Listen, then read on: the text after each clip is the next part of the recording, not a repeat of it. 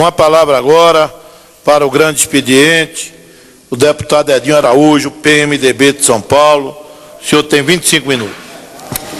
Senhor presidente, senhoras e senhores deputados, tenho o privilégio de ocupar o grande expediente nesta 54ª legislatura. E minhas primeiras palavras são de agradecimento.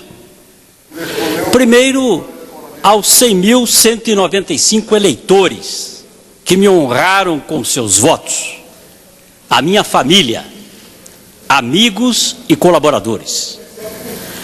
Cumpro atualmente o meu 9º mandato eletivo, em 10 eleições disputadas. 3 mandatos como deputado estadual por São Paulo, 3 como deputado federal. Fui um dos poucos brasileiros a administrar 2 cidades diferentes, por 14 anos. Santa Fé do Sul, de 1977 a 82, e São José do Rio Preto, de 2001 a 2008. Tornei-me o primeiro prefeito reeleito da história de Rio Preto, município de mais de 410 mil moradores, considerado a capital do noroeste de São Paulo, região onde vive 2,5 milhões de paulistas. Ao final dos meus 2 mandatos em Rio Preto, entreguei 618 obras, numeradas uma a uma, e deixei 36 prontas para inaugurar. Tive também a honra de servir ao governo de São Paulo. Presidi a CODASP, Companhia de Desenvolvimento Agrícola de São Paulo, em 2009 e parte de 2010. Vi com orgulho a revista Globo Rural premiar a empresa como modelo no agronegócio no Brasil. Nesta longa estrada da vida, e lá se vão 39 anos de estrada, 2 lutas, em especial, marcaram minha trajetória política. A primeira foi a conquista da ponte rodoferroviária sobre o Rio Paraná, ligando Rubinéia, do lado paulista, a Aparecida do Taboado, do lado sul-mato-grossense. Até então, a travessia entre São Paulo e Mato Grosso do Sul era feita por balsas, demorava horas e ainda dependia de condições meteorológicas favoráveis. Hoje é feita em apenas 2 minutos. Conquistar a ponte foi uma verdadeira epopeia. Quase 3 décadas de batalha com Roberto Hollenberg, Vicente Vuolo e Olacir de Moraes, entre tantos outros. Hoje, essa obra única da engenharia nacional precisa de atenção. Lá se vão 13 anos desde a inauguração e ainda não se definiram as responsabilidades pela conservação da ponte. Entendo que essa responsabilidade deve ser do governo federal, antes que essa obra de 500 milhões de reais se deteriore. Há no orçamento deste ano R$1 milhão para esse fim. Pela ponte passa o trem levando 10% da soja brasileira para exportação. Passa também o caminhão de carga, a ambulância, o ônibus de passageiros, o carro de passeio. Outra luta que marcou minha vida pública ocorreu quando fui prefeito de São José do Rio Preto, em meu 2º mandato. A cidade possuía apenas 3% de seu esgoto tratado.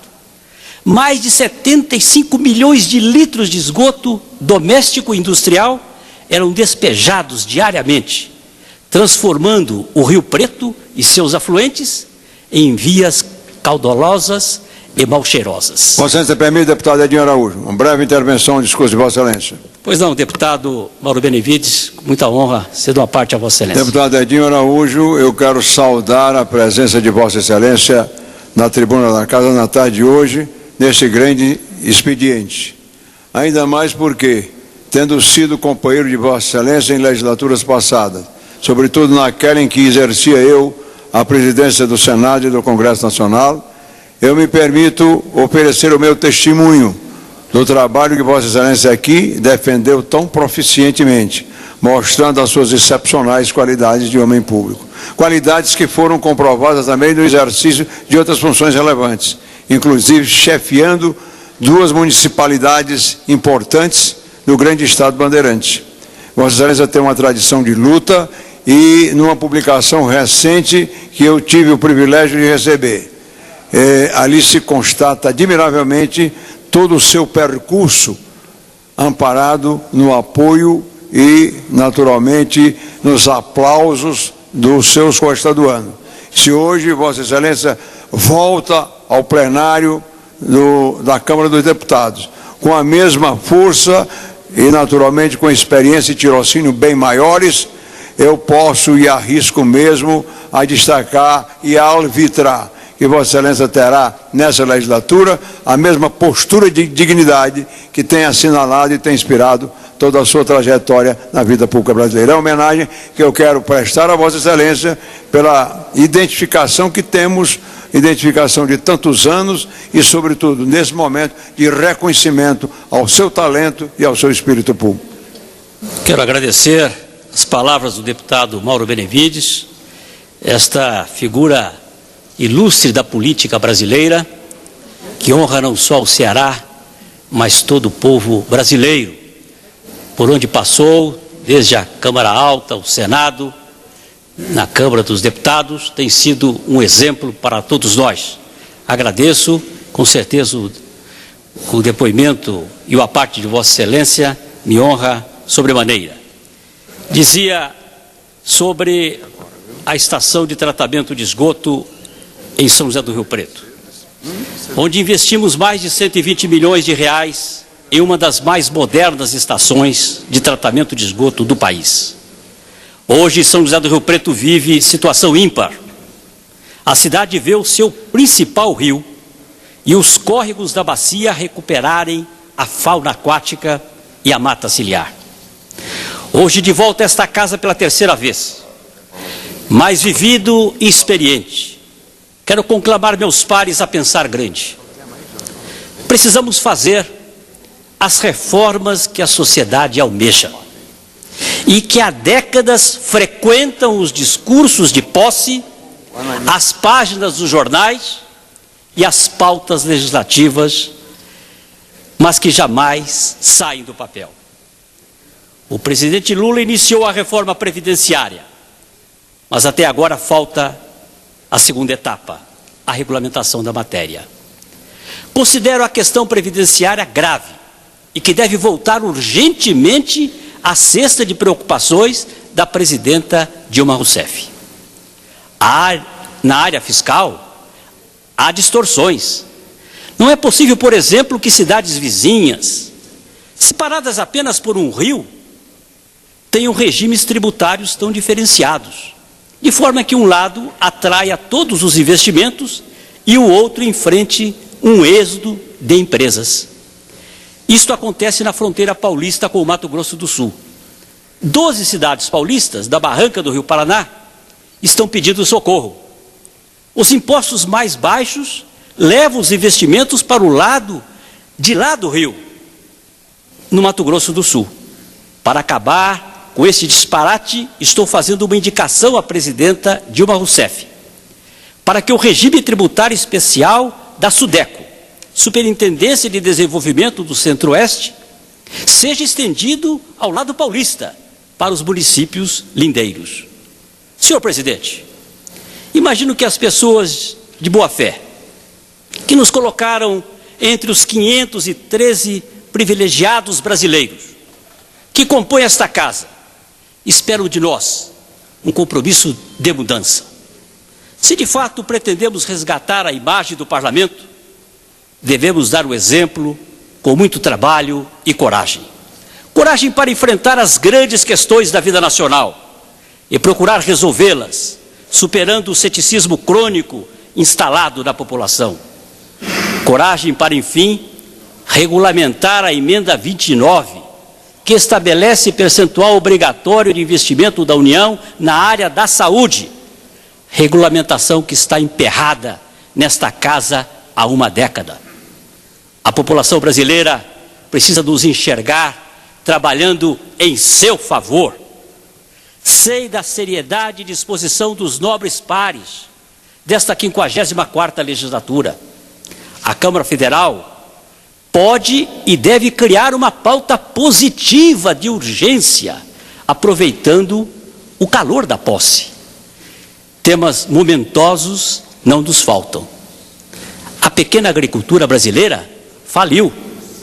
Os sitiantes vendem ou arrendam suas propriedades para usinas de etanol, produto tipicamente verde e amarelo, mas cujo preço na bomba já é menos viável que o da gasolina importada.